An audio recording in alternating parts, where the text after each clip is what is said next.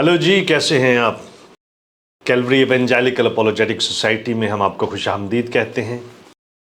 इंसान शुरू से ही बड़ी खुफिया, मख्फी, भेद की बातें या पुरस्रार बातों के बारे में मुतजस्सिस रहा है। उसकी हमेशा ये ख्वाहिश होती है या कोशिश होती है कि जो बातें छुपी हुई हैं, ढकी हुई हैं, पर्दे के पीछे हैं, उनको वो जाने। और इसी कोशिश में इंसान मुख्तलिफ तरह की टेक्नोलॉजी को इस्तेमाल करता है कि वो ज़मीन से बाहर की दुनिया को जाने या इस ज़मीन के बारे में जाने। इंसान के अंदर इस हवाले से भी बहुत ज़्यादा तजस्सुस पाया जाता है कि ये दुनिया जिसके अंदर हम जी रहे हैं, इसका इख्तिताम क्या होगा, इसका एंड क्या है, ये किधर को जा रही है। इस हवाले से अब बहुत सारी चहमगोइयाँ भी होती हैं, बहुत सारी नबूवतें होती हैं, बहुत सारी बातें होती हैं।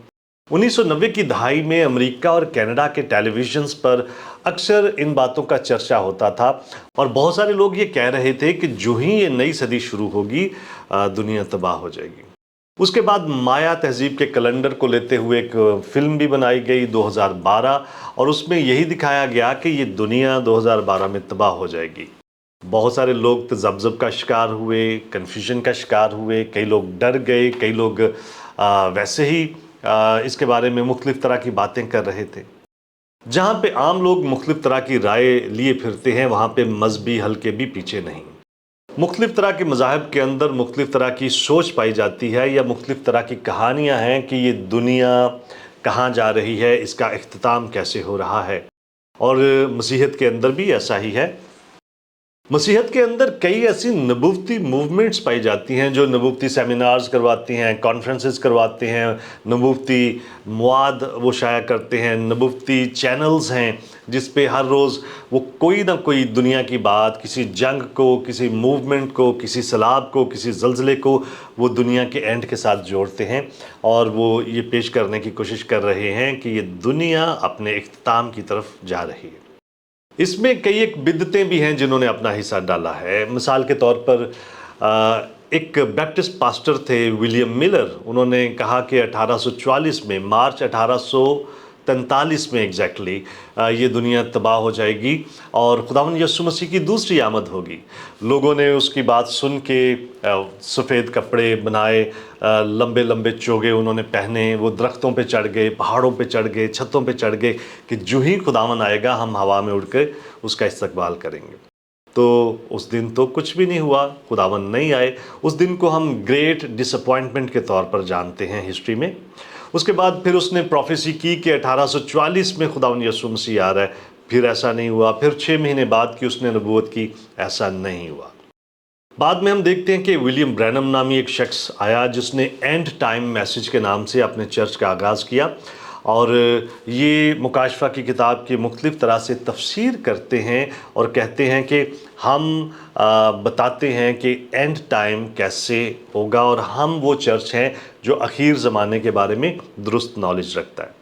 तो विलियम ब्रैनम जो है, उसकी मूवमेंट भी एक बिद्दत है जो गलत तालीमात देती है और ये बाइबल के बारे में और बहुत सारी चीज़ों के बारे में हमें गलत सिखाते हैं। उसके बाद हम देखते हैं यहोवा के गवाह। यहोवा के गवाहों ने 1874 से लेके 1975 तक बहुत सारी नबूवतें की और बार बार कहा कि खुदावंद यीशु मसीह 1874 में आ रहा है, खुदावंद यीशु मसीह 1912 में आ रहा है, 1916 में आ रहा है, 1924 में आ रहा है। 1924 में तो उन्होंने एक घर भी खरीदा बैतसारम के नाम से। तो वो घर इसलिए खरीदा गया जिसका नाम बैतसारम था कि जब खुदावंद यीशु मसीह आएगा तो उसके साथ बहुत सारे दूसरे मुकद्दसीन भी जी उठेंगे, इब्राहिम, इज़ाक, याकूब, दाऊद, सुलेमान, सारे। तो उन्होंने रहना कहाँ पे है? उनके रहने के लिए कोई जगह तो होनी चाहिए। और जैसा कि यहोवा के गवाह मानते हैं कि सबसे बेहतरीन या सही कलीसिया वो है, हर एक बिद्दत का ये दावा होता है, तो उनका ख्याल था कि वो हमारे पास आएंगे और हम उनको बैतसारम में ठहराएंगे। बैतसारम को बाद में उनके एक लीडर थे रॉथरफोर्ड, वो इस्तेमाल करते रहे अपनी रहाइश के तौर पर और मेरे ख्याल में 1948 में उन्होंने इसको बेच दिया।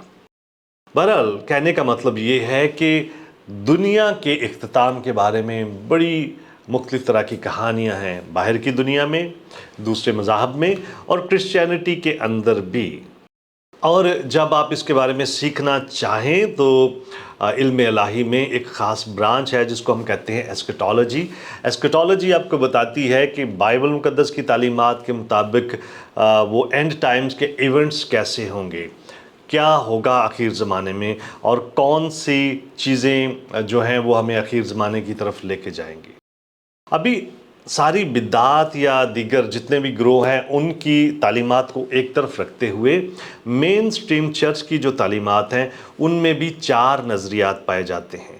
4 بنیادی نظریات ہیں کہ آخر زمانہ کیسے آئے گا، دنیا کا اختتام کیسے ہوگا، آخر زمانے کے بارے میں جتنے بھی ایونٹس بائبل میں بتائے گئے ہیں ان کا سیکوینس کیا ہوگا، ان کی ترتیب کیا ہوگی۔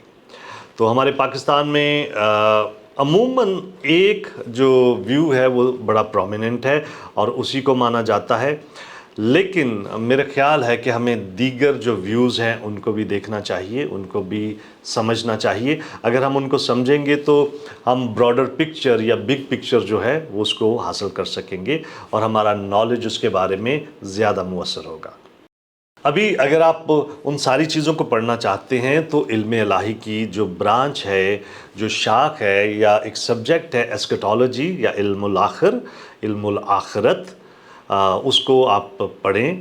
اور اگر بنیادی طور پر آپ سرسری جائزہ لینا چاہتے ہیں کہ یہ 4 نظریات کیا ہیں تو ہماری یہ بکلٹ ہے جو کیلوری ایونجیلیکل اپولوجیٹک سوسائٹی نے پرنٹ کی ہے، اخیر ایام کے بارے میں 4 نظریات۔